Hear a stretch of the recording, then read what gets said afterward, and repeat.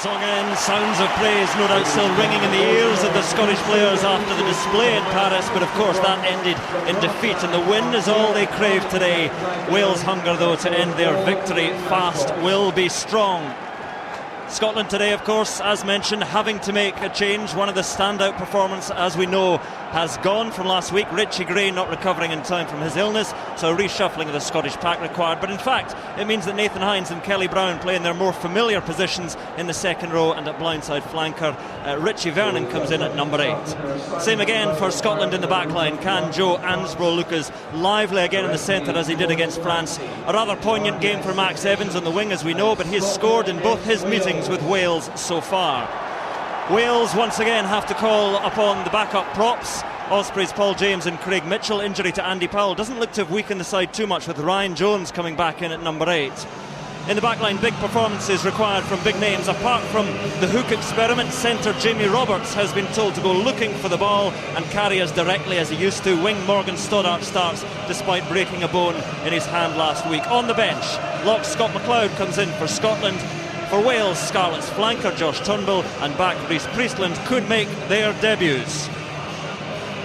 And the referee for this one, George Clancy of Ireland, who was in charge of this fixture last year. We hope for the same sort of drama in many ways, not in others, but it promises to be a fascinating match.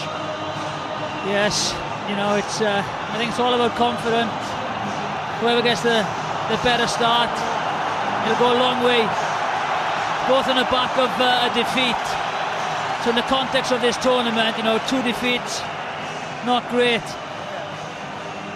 Well, a roar from Scotland captain Alistair Kellock. We're already inside Murrayfield.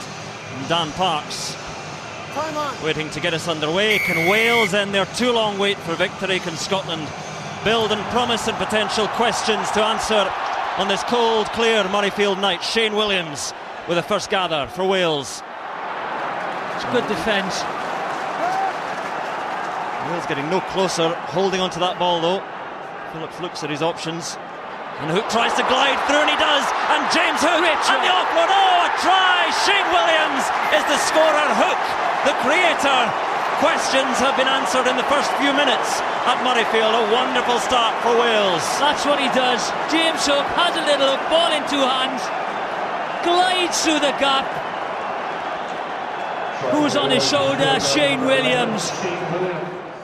James Hook, he has wanted to wear this jersey for so long in Wales, and has been denied by Stephen Jones, who's been a stout yeoman, a great servant for Welsh rugby, but James Hook offers something slightly different. And I think they needed to change things a little bit, you know, on the back of these poor results. But they, you know, playing 10, goal kicking is a huge part of the game as well, because he hasn't been kicking for the Ospreys. Dan Bigger kicks. So a bit of pressure, James Hook. That's it. Well, he's scarcely put a foot wrong so far. James Hook, and Wales stretch the lead once again. James Hook, man of the moment.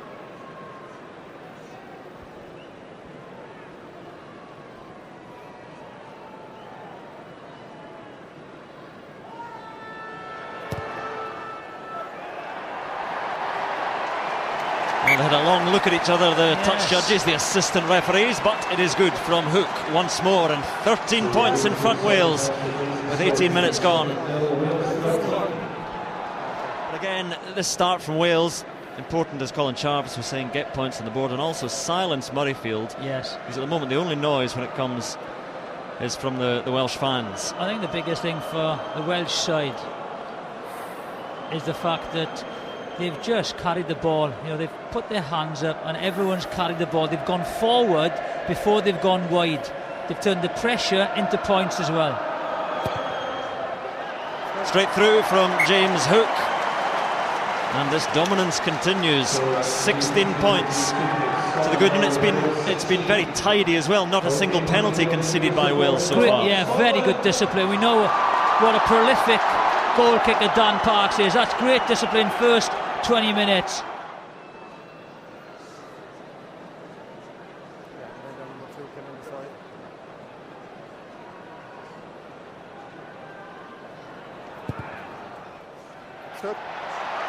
It is through from Dan Parks. Scotland have something for their efforts. again, they would want so much more, but 3 points on the board. So Dan Parks, a must-kick penalty. Heading towards the final quarter to close to within 10 points.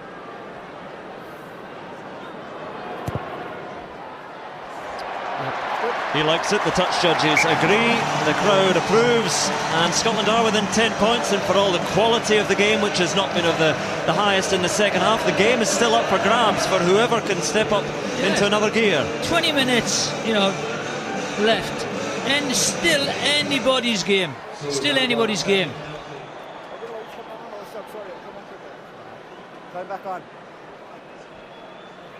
Still, 15 minutes left. Still plenty of time.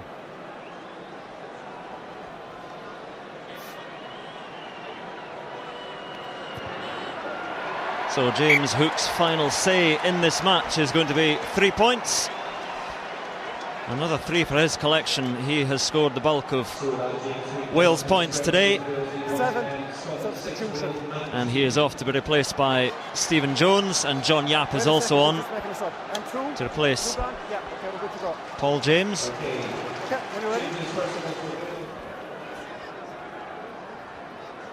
As Rennie carrying it in, does well to keep that alive. Very well. And Walker, a little fumble in field to Jacobson. And Wales come away, Rees. Advantage over. Oh, quick ball. That's Little it. chip, chase, Jonathan Davis, and there's nobody there for Scotland. It's a race, it's Shane Williams, he gathers and he scores. And Shane Williams started the try scoring for Wales. He has done it again. Great vision by Jonathan Davis. No full back at home. The kick, the chase. I think Jonathan Davis thought, again, the mistake, just a sloppy pass. Nicky Walker. Matthew Rees goes in, they go the short side. Just watch, no full back. Jonathan Davis thinks, I'm in here. Unfortunately, the try-scoring machine was there. Try-scoring machine accelerates. He's gone. Lovely, lovely kick. And that is it. Try number 53 in Welsh colours for this remarkable man. Max Evans then.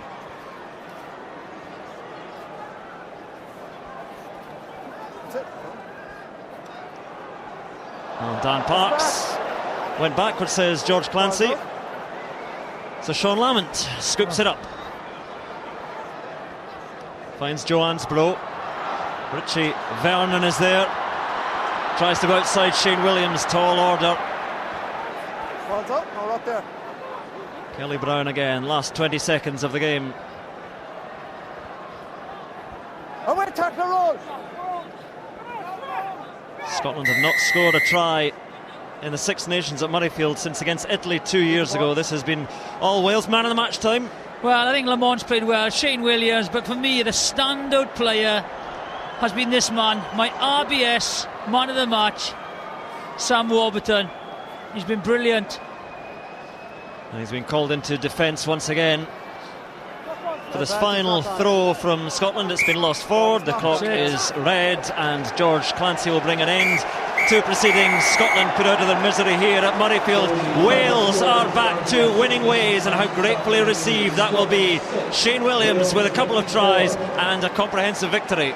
Yeah, comprehensive victory, The first try great, then a bit of vision by Jonathan Davis. That was a different, but I felt defensively Wales stood up today.